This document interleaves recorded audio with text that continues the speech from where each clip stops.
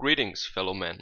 Servus Männer. It's Red Pill Germany again, and today I want to give a response to Tom McCormack, who commented on a video on my channel, actually several ones, and he is a young man who is in quite some distress over a young girl, a girl his age, that he is madly in love with apparently, and that he just can't seem to get over. So he asked me and other content creators also to give him some practical help. I mean, he says that he attempted suicide, he is suicidal and very depressed because of that.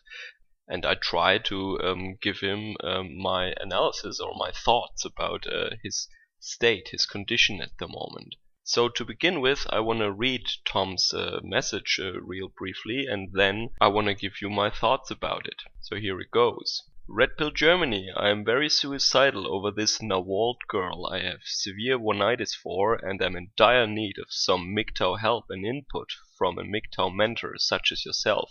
So I have to say right now, I am not a Mgtow, nor am I a mentor of any sort. I am a married man, and I just occasionally, well, maybe a lot, but I create some Mgtow content, okay? I learned a lot about the human condition, one could say, from Mgtow videos, and my perspective on interactions between men and women is fairly closely aligned with that of the Mgtow community. So I think nevertheless I can give you an answer, but just so that you know, I am a married man actually. I'm not a Mgtow. This may be a little long, but bear with me. I am truly in dire straits and have even attempted suicide over this girl. I have a video request that you look at the cause of an actionable solution to Oneitis. I am severely depressed and suicidal over a Canadian-Irish girl I knew from grade 10 in high school. She was the first girl I truly loved, and I emotionally invested so much in her it left me irrevocably traumatized. I still present many behaviours symptomatic of PTSD from this ordeal. My Oneitis has driven me to the point of attempting suicide. As much as I can intellectually accept AWALT as a way of debunking Oneitis, she is a very mature only child with a ton in common and the strongest connection I've ever had with another person. Her nawalt status, especially compared to the cesspool of other women out there, is nigh on impossible to demote and depedestalize when I've been close to her for 3 years and she stands out from every other female of any age group I've ever interacted with in her self-awareness, genuine character, and altruistic demeanour.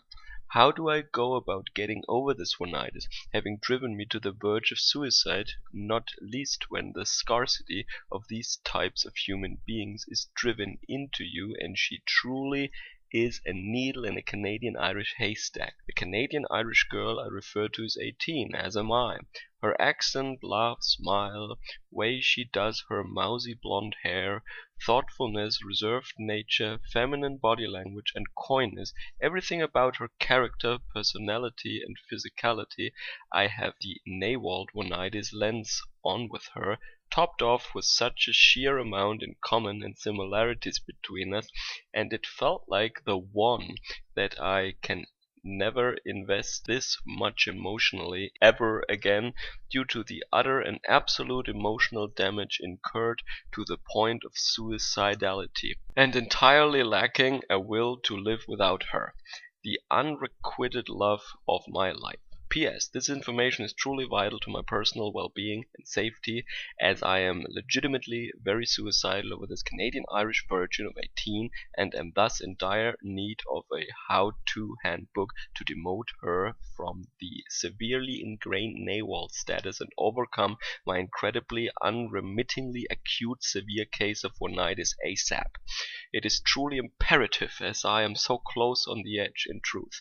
Please preface the video produced by reading aloud this backstory of my predicament, so your input can be tailored to the details of the dire predicament I find myself in. Thank you as always for your unwavering work ethic. Tom McCormack. Alright, so I think a couple of producers have already made videos about this, and I thought about what I could add to that. So I am a German and I am a scientist, so I thought that I would give you a twofold answer. In my first answer, I want to give you some wisdom of the old Germans, and in my second part of the answer, I will look at it more from a philosophical, scientific perspective. So, when I read your message, I think the impression that one gets is it is fair to say, I guess, that you're a very emotional young man and you are not very centered within yourself. Like your character is not really centered. You are dominated by your emotions at the moment. It seems like you are a dreamer, a romantic, and don't take this the wrong way, but you take yourself very seriously, I think. Which is okay, you're a young man, but this is true for a lot of young men. And I was an emotional, romantic person also back then. I also suffered Oneitis, but I never contemplated suicide ever. I got my heart broken pretty bad, so I think I understand the situation you're in. I just never thought about suicide, that's all. So, but when I read your message, there is one classical work of German literature that I was instantly reminded of when I read your story, and that is, of course, Die Leiden des jungen Werther. So, the sorrows of young Werther. And I want to give you a brief introduction to that book and the main characters, and maybe you see yourself a little bit in that story, because I think the most important teachers that we have are books. Especially classics, because they are still relevant and they will probably always be relevant. That makes them classics. And they have been written by very smart, very wise people. And the good thing is, with Project Gutenberg or some other classical literature databases online, everybody with an internet connection has access to this wisdom. You don't need to have the good fortune of having really smart, wise parents or an uncle or an aunt that can set you straight. You can get a lot out of literature, actually. I did that too. So, Die Leiden des jungen Werthers has been written by Johann Wolfgang von Goethe in 1774, when Goethe was actually still a young man. Now he's basically the classical German author. But when he was a young man, his works are not counted to belong to the classical literature of Germany, but it is called Sturm und Drang, which literally means storm and drive, basically, or longing or something like that. In this period, the authors were younger and they were more rebellious. They didn't write about cosmic harmony and values and such stuff, but more like a little more rebellious material. So I linked that book in the description below. There is an English version, and yeah, you're probably not as fortunate as to be able to read in German, but I think still in English it is still maybe a good read for you especially. So, as every German student who reads the book knows about the outcome of the book in advance, of course, I think it is okay if I give you some spoilers. It just gives you the ultimate German experience when you read the book then. So the plot is actually very simple. Now Werther is a young man who is moving away from his family to settle an errand for his mother. And for that purpose he goes to another city basically. And there he meets a young woman called Lotte. And the way that they meet is he's basically with some other young people on the way to a dance, to a party basically, and he sees Lotte, who lives with her father and her younger siblings. He sees her cutting a slice of bread from a loaf and preparing a meal for them, preparing food for her younger siblings, and thereby she basically assumes the role of the mother. And she's very pretty, of course, and she just has a certain quality. And he, at that moment, he thinks she is very remarkable. So Lotte is also present at that ball where they are going to. And there he wants the second dance with her, but she only grants him the third one. That should have been a first sign there. Now during that party, Werther learns that Lotte is engaged and basically as good as married to a businessman called Albert. Now towards the end of the evening there is a storm and they look upon the landscape through the window, and as they converse they are both reminded of the same poem by a poet called Klopstock at that moment.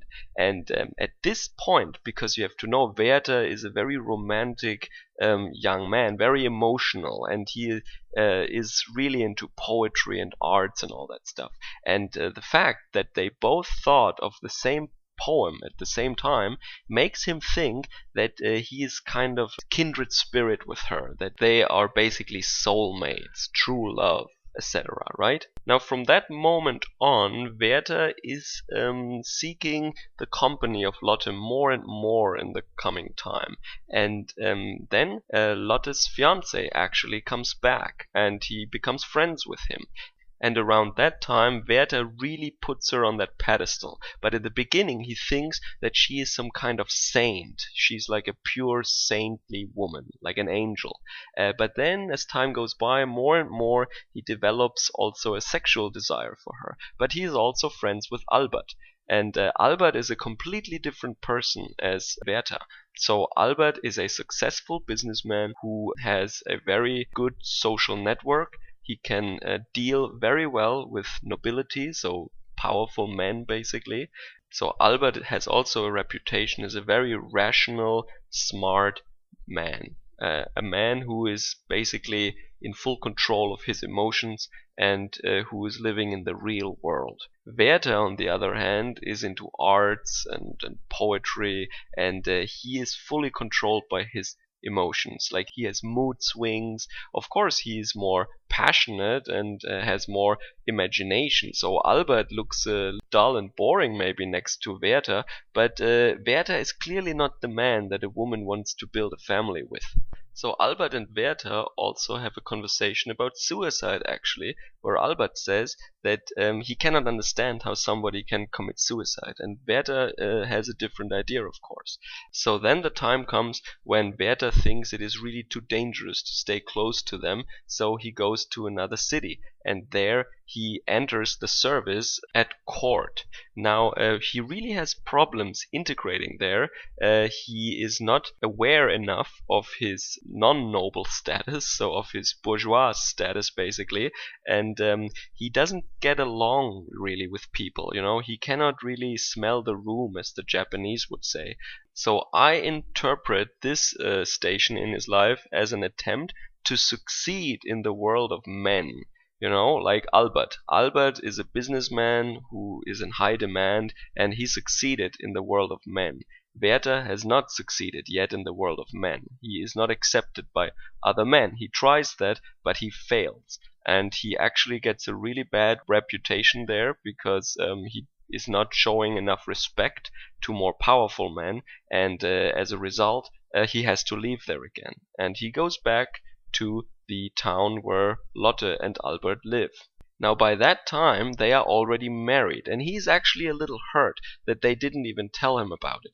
So he goes on then to seek the company of Lotte even further, and she just wants to be friends with him, of course. I mean, she's very conservative, and she's married to Albert now.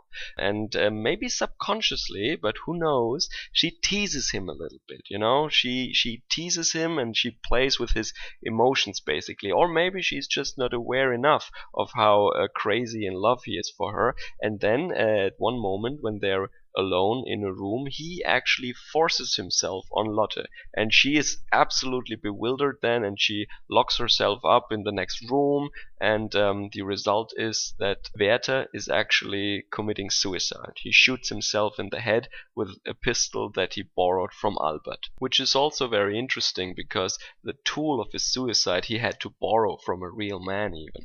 So I actually really like this book because it shows pretty well what women want and what different kind of men there are. I mean, they are extreme examples. They're like polar opposites, right?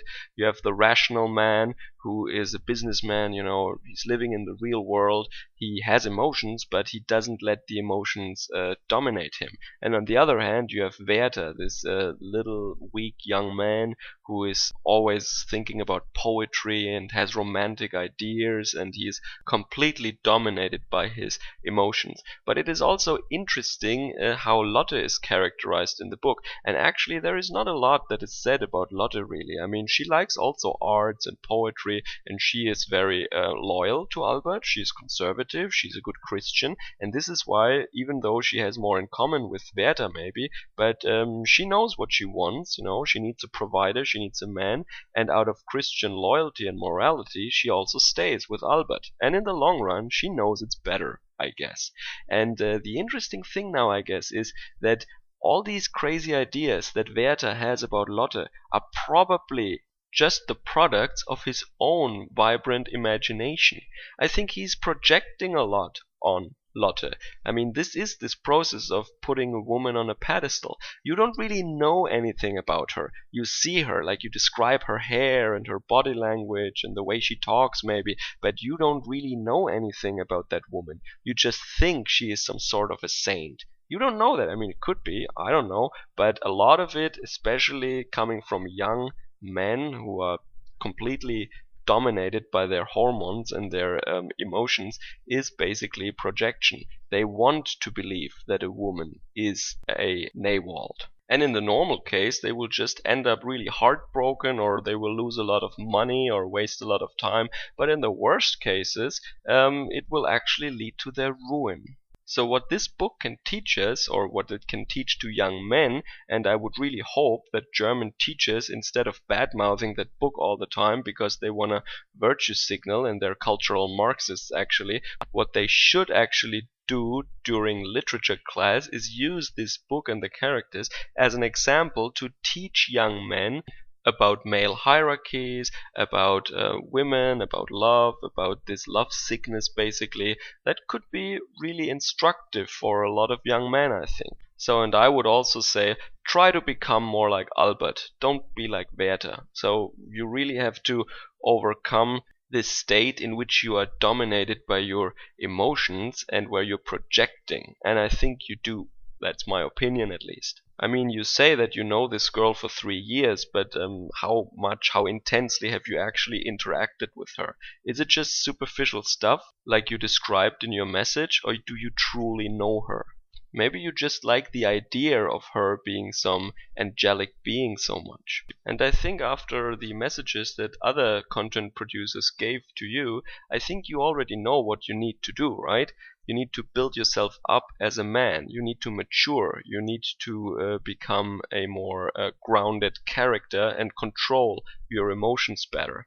And a good way to do that is to try to succeed in the world of men. But don't half-ass it like Werther did. He completely failed because he didn't put his heart and soul into it. You can do sports, work out, you can start a business, you can do science or get a really good education, get a really good career, even arts, I mean, anything really. But you need to do that to build yourself up, and in some shape or form you will and you should earn the respect of fellow men. And then when you're older, from this position, I would look for a potential mate if you still feel the need to do that.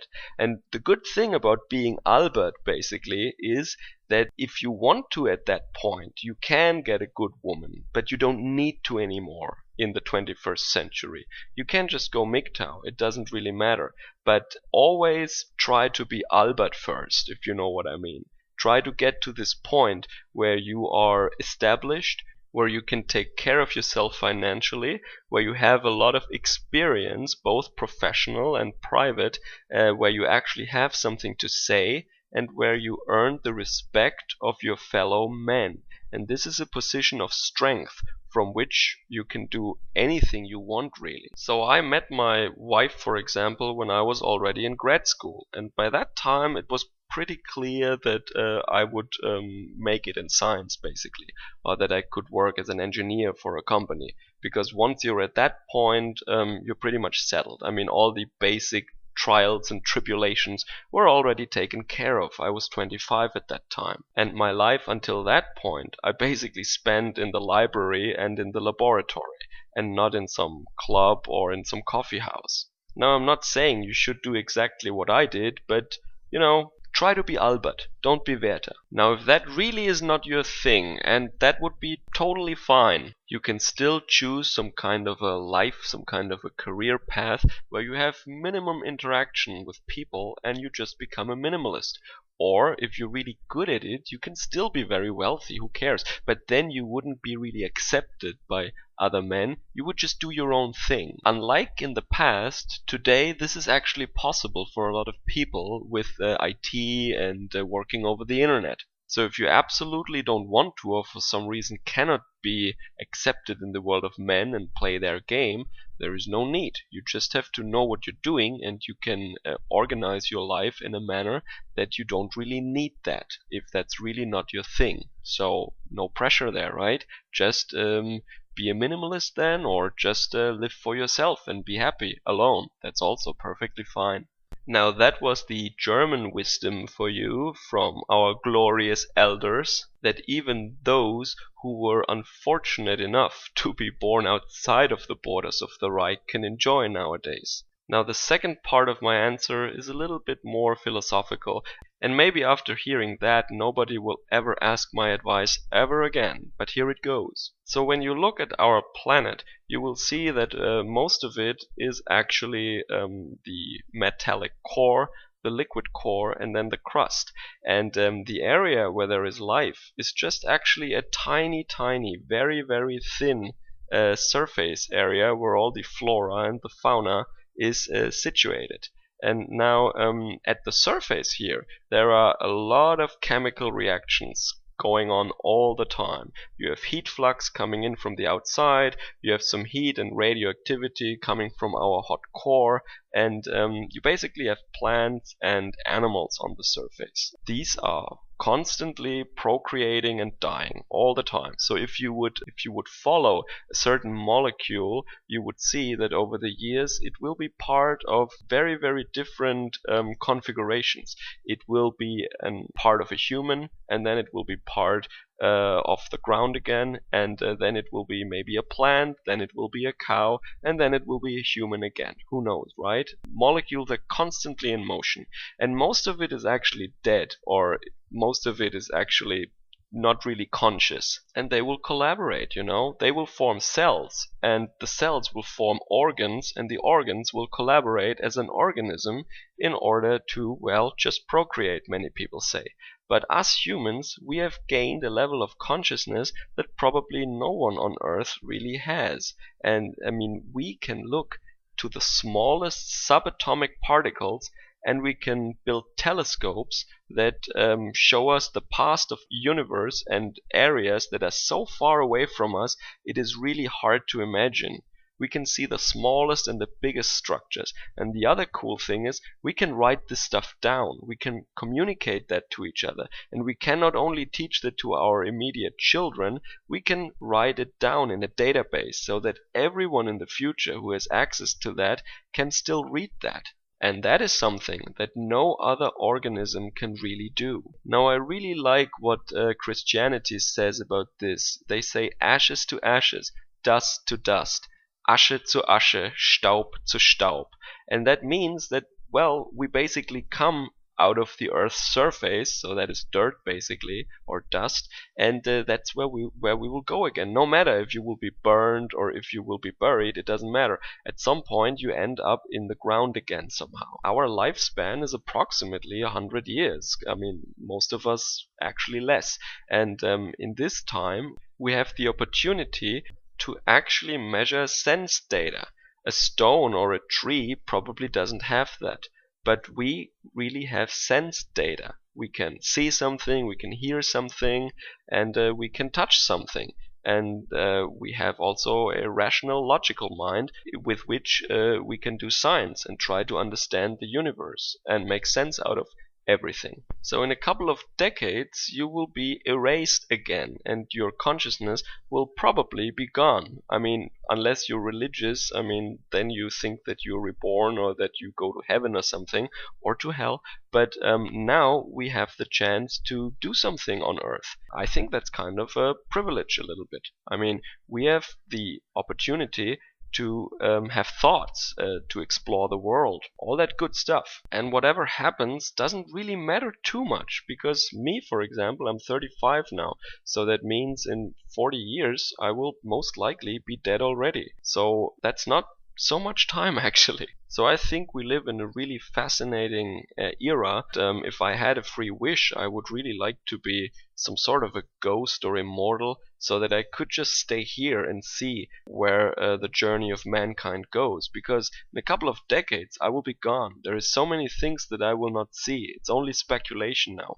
I will probably never see us landing on Mars or leaving the solar system. I mean, I can just hope that humanity does that at some point, but I will probably never see that. But I'm still excited to see some cool new stuff before I will actually die. So I know that this is not really very practical right now, but other content producers gave you a lot of good advice already. And I really agree with them, you know. I just wanted to add something that they haven't said yet. So for me, dying right now would be like watching a sitcom or a TV drama that I really like, and I cannot watch the last 2 seasons or something. You know, I really want to know how the story ends, but I cannot watch them. They're not available to see somehow the last 2 seasons of the show, and that is a very unsatisfying feeling.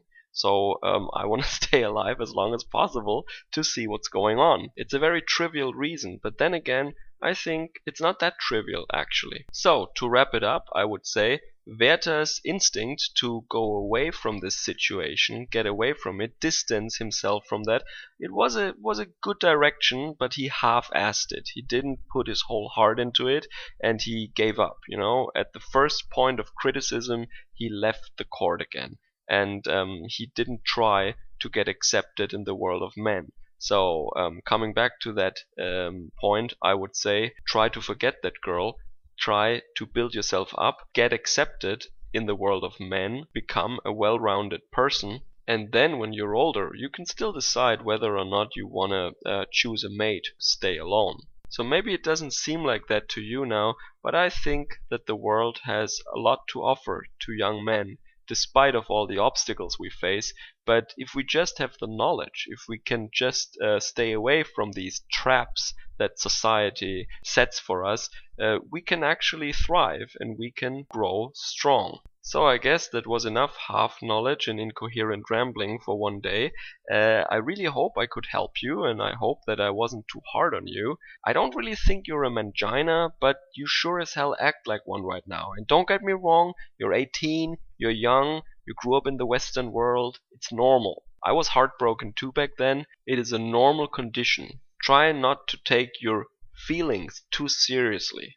They're just feelings, they're just emotions. They're not really real. I mean, it's just chemistry in your brain. And if nothing really helps, I really urge you to seek medical attention actually. Go to see a doctor because of that. Because a lot of reasons for depression are actually physiological. So of course you would say that girl is the reason for your depressed status, but maybe some underlying physiological condition is the reason why, instead of just being heartbroken, you're completely crushed by this unreciprocated love. If it doesn't go away soon, seek a doctor, seriously. So I wish you all the best, and I hope that 10 years from now you will be a strong, wealthy, awesome guy. Servus, Kamerad.